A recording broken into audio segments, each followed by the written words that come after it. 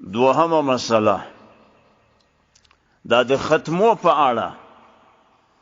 دا ختمونه چې موږ تاسې کوو دا چې خلق سره راټول بیا یو قاري راځي هغه بیا خاتمه وایي وروسته بیا دعاوې کېږي بیا عام مؤمنان آمین آمین پر وایي.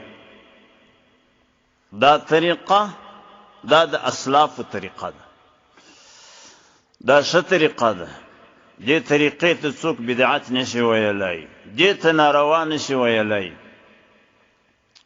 سنن دارمي دا د حدیثو کتاب دی، 1045 صفحه هلته روایت دی. جلیل القدر صحابي حضرت انس بن مالک رضی الله تعالی عنه هغه مبارک وایي شو قرآن کریم به ویلی ټول قرآن چې ختمېدو ته به نږدې سو د شپې ټول قرآن نه ختماوي، چې ختمېدو ته به نږدې سو یو څه حصه د قرآن به پرېښول ول هغه پاته حصه د قرآن به سهار ووایو. کله چې شپه به تېره سوه سهار بیا د کور خلق ټول سره راټول کړله ول هلئ راسئ ختم د قرآن کوو. نو کورني خلق بیا ټول سره راټول کړله هغه پاته حصه د قرآن بیا وویل، بیا به وروسته دعاوې شروع سولې، چا به دعا کول نور به آمین آمین پر ویلي. انس بن مالک رضی الله تعالی عنه جلیل القدر صحابي هغه دغه عمل کړی دی. دا زموږ وروسته چې ختمونه دا هم هغه طریقه ده،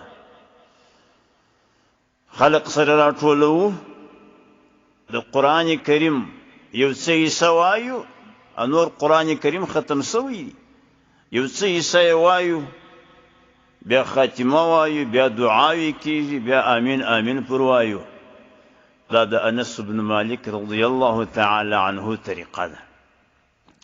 سنن دارمي 1045 صفحه هلته دغه روایت دی چې انس بن مالک رضی الله تعالی عنه چې د شپې به قرآن ویلی ختمېدو ته به نږدې سو یو څه حصه به پرېښول، بیا چې به سهار سو به راغه کورني خلق به سره راټول کړله پاته حصه د قرآن به وویل ول راسئ ختم کوو د قرآن.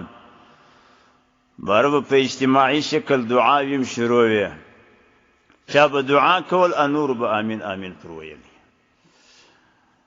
حمید الاعرج رضی الله تعالی عنه دی مبارک فرمایي وایي که چا قرآن کریم وویلی او وروسته دعا وکړله پر دا دعا به 4,000 ملایکې آمین وایي. 4,000 ملایکې به د دغه سړي چې قرآن کریم یې وویلی بیا وروسته دعا کوي پر دا دعا به 4,000 ملایکې آمین وایي. سنن دارمي 1045 صفحه. نو په دې باب هم روایات ډېر دي.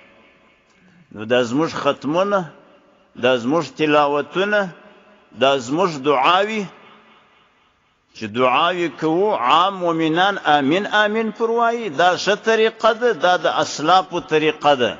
دې ته څوک بدعت ناروا حرام نشي ویلی. دا دوهمه موضوع.